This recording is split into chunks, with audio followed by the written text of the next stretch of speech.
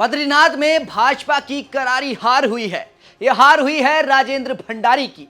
राजेंद्र भंडारी जो कि 2022 में कांग्रेस के टिकट पर चुनाव लड़े, चुनाव जीते और बद्रीनाथ की जनता ने उन्हें विधायक बनाया, लेकिन 2024 में लोकसभा चुनाव से ठीक पहले उन्होंने पार्टी छोड़ दी और उसके बाद उनकी सदस्यता रद्द हो गई, जिसके बाद उस सीट पर उपचुनाव की हलचल तेज हुई। उपचुनाव हुआ, 10 जुलाई को उसके लिए मतदान हुआ और 13 जुलाई को उसका परिणाम आया। परिणाम में राजेंद्र भंडारी बुरी तरह हार गए और कांग्रेस ने इस सीट को जबरदस्त तरीके से जीत लिया। इस रिपोर्ट में जानेंगे कि किस तरीके से इस सीट पर कांग्रेस ने कब्जा किया, राजेंद्र भंडारी कैसे हारे और किस तरह से जश्न मनाया जा रहा है कांग्रेसी खेमे में। नमस्कार, आप देख रहे हैं उत्तराखंड तक, मैं हूं आपके साथ विजय नेगी। उत्तराखंड में 2 सीटों पर उपचुनाव हुआ। दोनों सीटों पर कांग्रेस ने प्रचंड बहुमत से जीत हासिल कर ली। अब इस जीत के बाद कांग्रेसी कार्यकर्ताओं में, कांग्रेसी समर्थकों में खूब जोश है, खूब हल्ला है। किस प्रकार से वो जश्न मना रहे हैं, नाच रहे हैं, गा रहे हैं, सड़कों पर रंग उड़ा रहे हैं। देखिए किस तरह से जश्न मनाया जा रहा है।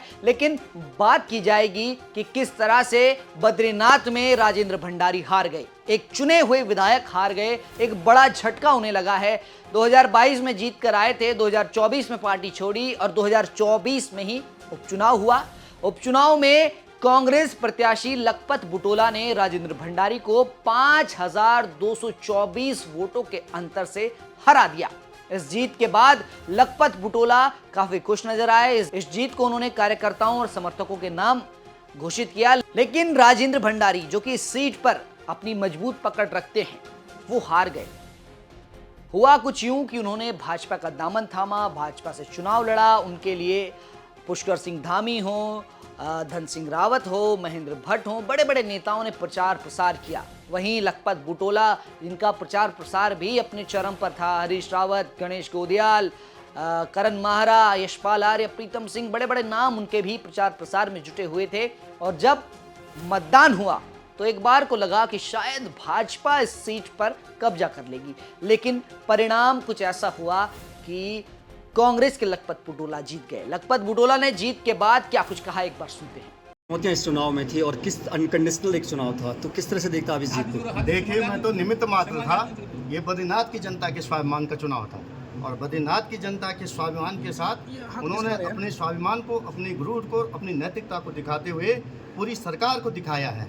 चाहे वो दिल्ली की सरकार हो, चाहे उत्तराखंड की सरकार हो, यदि तुम जनप्रतिनिधियों को बेचने का काम करोगे, खरीदने का काम करोगे, तो निश्चित रूप से जनता के मुंह की खानी, इनको जनता के साथ मुंह की खानी पड़ेगी। और बद्रीनाथ की जनता ने चुनाव लड़ा है और पूरी बद्रीनाथ की जनता को मैं बहुत बहुत धन्यवाद देना। पूरे देश इस जीत के बाद कांग्रेस के हौसले बुलंद हैं। आगामी जो नगर निकाय के चुनाव हैं उसके लिए भी कांग्रेस की तैयारियां तेज हो गई हैं। वहीं कांग्रेसी खेमे में किस प्रकार जश्न मनाया जा रहा है, हर्षोल्लास का माहौल है। तस्वीरों में देखिए किस तरह से ढोल नगाड़ों में कांग्रेसी कार्यकर्ता नाच रहे हैं, प्रत्याशी को कंधे में उठाकर ले जाया जा रहा है। वहीं आपको बता दूं कि मंगलौर सीट भी कांग्रेस ने जीत ली है। इसी के साथ विधानसभा में कांग्रेस के 2 विधायक और बढ़ गए हैं। हालांकि बद्रीनाथ सीट उन्हीं के कब्जे में थी, उन्हीं के विधायक के पास थी, लेकिन उनके विधायक ने पार्टी छोड़ दी, जिस वजह से वो सीट खाली हो गई, उनका एक विधायक कम हो गया। लेकिन फिलहाल 2 विधायक कांग्रेस के बढ़ गए हैं। राजेंद्र भंडारी को करारी हार का सामना करना पड़ा है।